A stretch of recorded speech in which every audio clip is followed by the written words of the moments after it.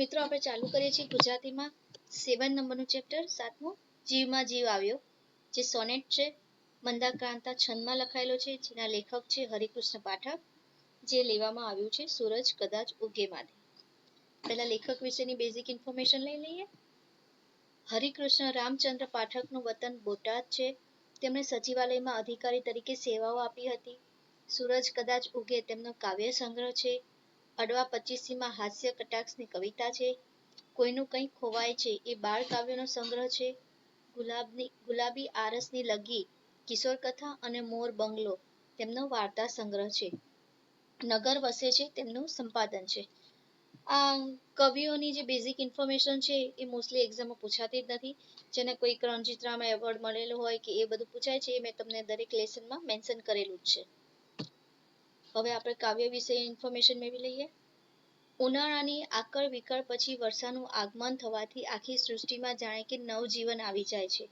તે ભાવને કવિએ આ સોનેટમાં મંદાક્રાંતા છંદમાં પ્રગટ કર્યો છે તે માટે રૂઢિપ્રયોગ યોજ્યો છે જીવમાં જીવ આવ્યો આ તો આપણે બી આનો અનુભવ કરી રહ્યા છીએ હોઈએ છીએ કે ઉનાળાની કેટલી બધી ગરમી હોય છે એ ગરમીની એ અકળામણ એ ગરમી એના પૂરું થાય પછી વરસાદનો જે પહેલો વરસાદ આવે છે તેનાથી આપણને કેટલી રાહત મળે છે જાણે લાગે જીવમાં જીવ આવ્યો બધું હતું પણ જીવ નહોતો ધૂળની ડમરી પંખીના માળાઓ પર્ણો રાફડાની કીડીઓ તડકાનું રૂપ વગડો સીમ માણસો બધું એનું એ જ હતું એનું એ જ છે ઉનાળા માટે બી એ હતું વરસાદ આવે પછી એ છે પરંતુ વરસાદનું આગમન થતાં જ એમાં એક જીવ આવી જાય છે નવચેતન થઈ જાય છે ફોરા ઝર્યા અને બધું બદલાઈ ગયું જાણે જીવમાં જીવ આવી ગયો આખી સૃષ્ટિ જાણે સજીવન થઈ ગઈ આ બદલાયેલી સૃષ્ટિના મધુર ચિત્રો કવિએ આલેખ્યા છે જે માણવા ગમે એવા છે આ કાવ્ય સાથે સ્વપ્નસનું મેહુલા કાવ્ય મૂકવાથી બંને કાવ્યો વધુ ઊંડાણથી સમજી શકાશે તો હવે આપણે પોયમ વિશેની ઇન્ફોર્મેશન લઈ લઈએ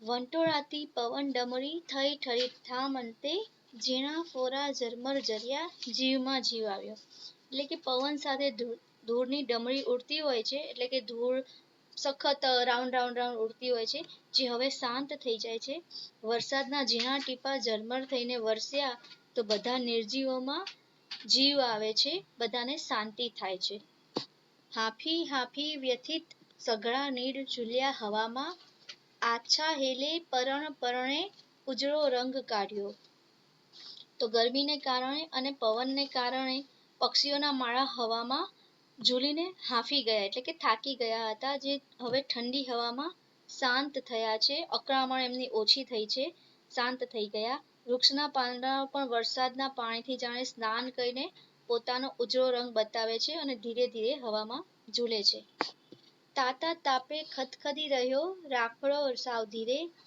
ધીરે ચાલ્યો થડ પર ભીના ઝીણી લંગાર લઈને ઉનાળાની ગરમીને કારણે કીડીનો દર રાફડો ખૂબ ગરમ થઈ ગયો હતો પણ વરસાદના થોડા જ ફોરા પડવાથી દરમાં પાણી જવાથી દરમાં રહેતી અસંખ્ય કીડીઓ ઝાડ પર ધીરે ધીરે લાઈન બંધ એક સાથે ભીની થઈને હારબંધ ચડે છે સોને રૂપે જડિત તડકો ક્યાંક આછો ઢળ્યો ને ફૂટું ફૂટું ફરફર થતું રૂપ ખીલ્યું ધરાનો તો અત્યાર સુધી તો સોના અને રૂપા જેવો તડકો લાગતો હતો જે હવે ઓછો થયો છે અને વરસાદના વરસવાથી પ્રગટ થતું ધરતીનું સુંદર રૂપ ચારે બાજુ ફેલાઈ ગયું છે ટહુકી ઉઠ્યો તરત વગડો સીમ સોણે ગઈ ત્યાં ગાણે ગાણે હરખ ઉગલ્યો ઘૂઘવ્યા પૂર આઘા ઝીણા ફોરા પડવાથી સુમસાન વગડો સજીવ થઈને એટલે કે એનામાં જીવ આવ્યો હોય એવું લાગે છે તો સજીવ થઈને મીઠા ગીત ગાતો થઈ ગયો નિર્જીવ શિવને પણ આનંદમાં સ્વપ્ન દેખાવા લાગ્યા દરેક સ્ત્રી પુરુષ હર્ષથી ગીતો ગાવા લાગ્યા આનંદ અને ગીતના પૂર ઉમટ્યા ક્યાંથી મોહર્યા સ્મરણ નમણા ભાંભર્યા દૂધ ક્યાંથી આવ્યા મનભર મળ્યા લોક કાચી ઘડીમાં તો વરસાદ શરૂ થતાં જ જેમ નાના બાળકોને વરસાદમાં નાહવાના પાણીની હોડી કાગળની હોડી બનાવવાના એ બધા સ્મરણો તાજા થઈ ગયા પશુઓને પોતાના વાછરડાઓને દૂધ પીવડાવવાની યાદ ભાંભરવા માંડી અનેક માણસો ચારે બાજુઓથી આવ્યા અને ખૂબ ઉત્સાહથી એકબીજાને ભેટ્યા મળ્યા. આ માટે બહુ લાંબો સમય લાગતો નથી. તન અને મનનો તુરંત જ મેળ પડી જાય છે. આખે ઓરે અડખે પડખે એનું એ સૌ છતાંય, ફોરા જ્યાં બે ઝરમર જર્યા જીવમાં જીવ આવ્યો. તો દૂર અને નજીક, આજુબાજુ બધું એનું એ જ જૂનું જૂનું હતું. છતાં વરસાદના બે ચાર ઝીણા ફોરા પડ્યા ત્યાં તો બધી જ સૂનમૂન નિર્જીવ વસ્તુઓ ચેતનવંતી બની જાય છે. સૌ મરદા જેવા સૂતેલા હતા. જ્યાં વરસાદ થયો કે તુરંત જ સૌમાં જીવમાં જીવ આવ્યો, ચેતનવંતા થઈ ગયા. તો મિત્રો અહીંયા કાવ્યની સમજૂતી પૂરી થઈ છે. હવે આપણે સમાનાર્થી શબ્દો એટલે કે શબ્દાર્થ જોઈ લઈએ ટેક્સ્ટબુકના. વ્યથિત તો દુખી, પીડિત. પીડિત આ ત્રણેયની જોડણી જોવા જેવી છે. વ્યથિતમાં વ, હાફ, ય, થ ને રસોઈ. દુમાં દને રસો 2 પોઈન્ટ, ખ દીર્ઘઈ. પીડિતમાં પને દીર્ઘઈ, ડને રસવઈ. વ્યથિત તો દુખી, પીડિત. તડકો તો આતપ, તાપ. કાચી ઘડી તરત જ. હરખ આનંદ, ઉલ્લાસ. નીડ એટલે પક્ષીનો માળો, આશ્રય. રાફડો કીડી, ઉદય વગેરેનું દર. ધરા ધરતી. સ્મરણ યાદ કરવું, સ્મૃતિ. દૂધ તો દુગ્ધ, પય. સમાનાર્થીમાં પૂછાયા છે પણ એમાં ઓપ્શન આપેલા જ હોય છે એટલે વાંધો ના આવે. તળપદા શબ્દો જોઈ લઈએ. થઈ તો થઈ, લંગાર હાર, લાઈન. ફોરા વરસાદના છાંટા. ગાણું તો ગીત. પરણ તો પાંદડું, પાન, પર્ણ. ઉઘલ્યો તો ઉઘલવું, પ્રસ્થાન કરવું, નીકળવું. અહીં આ કવિતાના અનુરૂપ છલકાઈ જવું. સઘળા તો બધા. આઘે દૂર, ઓરે તો નજીક. હવે વિરુદ્ધાર્થી શબ્દો જોઈ લઈએ. અંત, અંત એટલે એન્ડ, તો એનો વિરોધી શબ્દ છે આરંભ, સ્ટાર્ટિંગ. સ્મરણ તો એનું વિરોધી છે વિસ્મરણ. રૂઢિપ્રયોગ જીવમાં જીવ આવવો, તો અહીંયા એનો અર્થ થાય છે ભય જતા સ્થિરતા અનુભવવી. હવે શબ્દ સમૂહ માટે એક શબ્દ. ઘૂમરી લઈ વાતો ભારે પવન. ચક્રવાત, વંટોળ. બીજું સાપને રહેવાનું ઘર, તો રાફડો. અહીંયા કીડી પણ આવે, ઉદય પણ આવે. તો મિત્રો આપણે ચેપ્ટરનો સમાનાર્થી, વિરોધી અને એનું જોઈ લીધું છે. હવે આપણે સ્વાધ્યાય જોઈએ. તો મિત્રો હવે આપણે ચેપ્ટર 7 જીવમાં જીવ આવ્યાનો સ્વાધ્યાય જોઈ લઈએ. પહેલું, આપેલા વિકલ્પોમાંથી સાચો વિકલ્પ પસંદ કરો. ફર્સ્ટ, જીવમાં જીવ આવ્યો કૃતિમાં શેનું વર્ણન છે જે માર્ચ 20 માં પૂછાઈ ગયું છે. ઓપ્શન છે અ પ્રાણીઓના અવાજનું, બ પક્ષીઓના કલરવનું, ક માનવ સૃષ્ટિના દુઃખનું, ડ વરસાદના આગમનનું. તો સાચો જવાબ છે ડ વરસાદના આગમનનું. બીજું, ફોરા જ્યાં બે ઝરમર જર્યા. ઓપ્શન છે અ ઉજળો રંગ કાઢ્યો, બ જીવમાં જીવ આવ્યો, ક ઘૂઘવ્યા પૂર આઘા, ડ વૃક્ષ ખીલ્યું ધરાનું. તો સાચો જવાબ છે બ જીવમાં જીવ આવ્યો. બીજું, એક એક વાક્યમાં ઉત્તર લખો. ફર્સ્ટ, ફોરા ઝરમર વરસ્યા ત્યારે પવન ડમરીનું શું થયું? એક એક વાક્ય છે એટલે આખા વાક્યમાં આન્સર આપવાનો. તો ફોરા ઝરમર વરસ્યા ત્યારે પવન ડમરી ઠરી ઠામ થઈ. બીજું, વરસાદ વરસવાથી પર્ણો પર સી અસર થઈ? વરસાદ વરસવાથી પર્ણો ઉજળા થયા.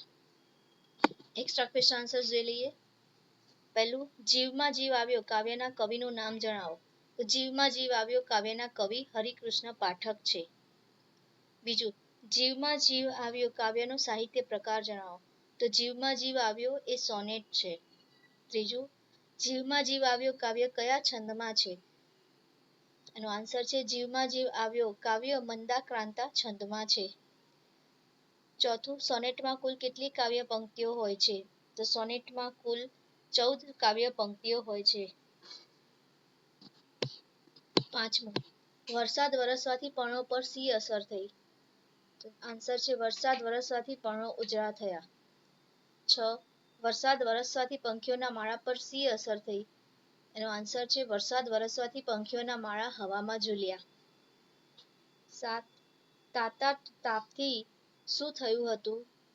તો આન્સર છે તાતા તાપથી રાફડો ખદબદી રહ્યો હતો. 8, થડ પર શેની લંગાર એટલે કે હાર હતી? નો આન્સર છે થડ પર કીડીઓની લંગાર હાર હતી. આ કાવ્ય સાથે કયું કાવ્ય મૂકી શકાય એમ છે? તો આ કાવ્ય સાથે સ્વપ્નસ્થનું મેહુલા કાવ્ય મૂકી શકાય એમ છે. હવે 2-3 વાક્યમાં ઉત્તર લખો.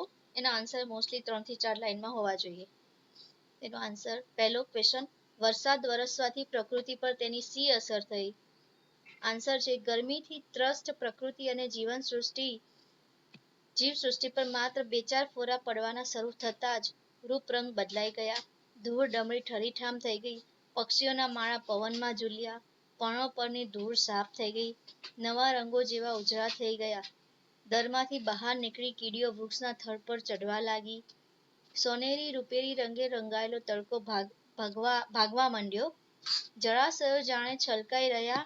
આમ વરસાદ વરસવાથી પ્રકૃતિના ચિત્રો બદલાઈ ગયા. ધરતીનું રૂપ ખીલી ઉઠ્યું. વગડો ટવકી ઉઠ્યો. નદીમાં પૂર આવ્યા. જાણે પ્રકૃતિ સજીવ બની ગઈ. બીજો ક્વેશ્ચન છે, ટહુકી ઉઠ્યો તરત વગડો સીમ સોણે ગઈ ત્યાં. ગાણે ગાણે હરખ ઉગલ્યો. ઘૂઘવ્યા પૂર આઘા. પંક્તિઓ સમજાવો. વર્ષાનું આગમન થતાં જ આખી સૃષ્ટિમાં નવજીવન આવી જાય છે. વગડો મોરની જેમ ટહુકાથી ગાજી ઉઠ્યો. સીમમાં સ્મરણો મોહરી ઉઠ્યા. પ્રકૃતિના બધા સજીવ તત્વોમાં આનંદ મોહરી ઉઠ્યો. દૂર નદીમાં પૂરનો ઘૂઘવાટ થવા લાગ્યો. જાણે વાતાવરણ મધુર થઈ ગયું. આથી આ પંક્તિમાં પ્રથમ વર્ષાના આગમનનો આનંદ વ્યક્ત થાય છે.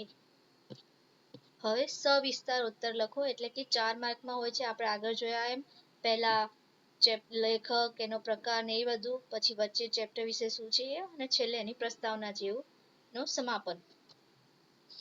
પહેલો, જીવમાં જીવ આવ્યો શીર્ષકની યથાર્થતા ચર્ચો, જે ઓગસ્ટ 20 માં પૂછાઈ ગયેલો છે.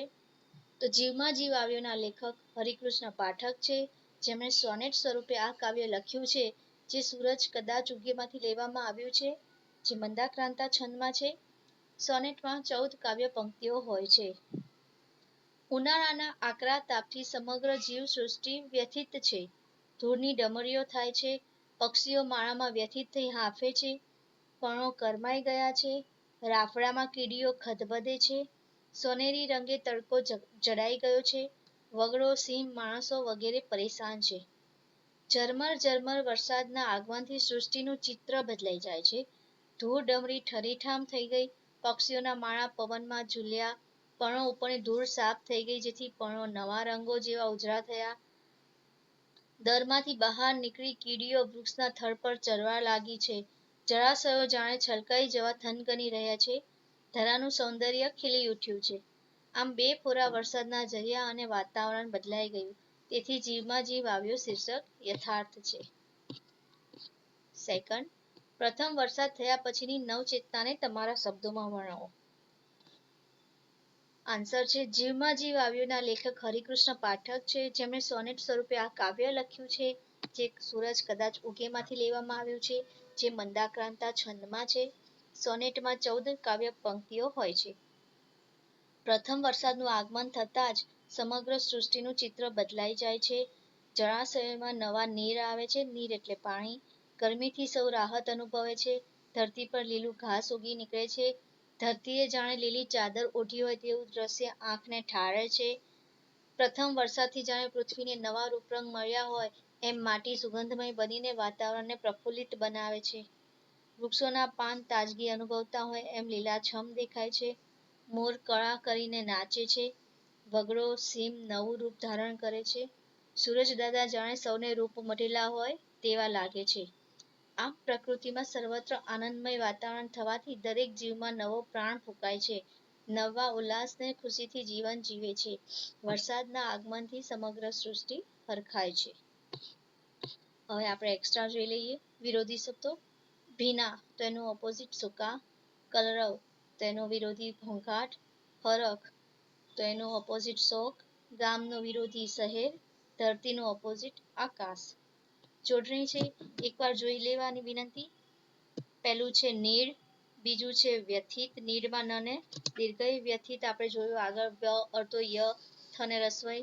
દુખી, પીડિત, કીડી, ઉદય, સૂરજ. સમાસનો આખો એક વિડીયો મેં અલગથી બનાવેલો જ છે.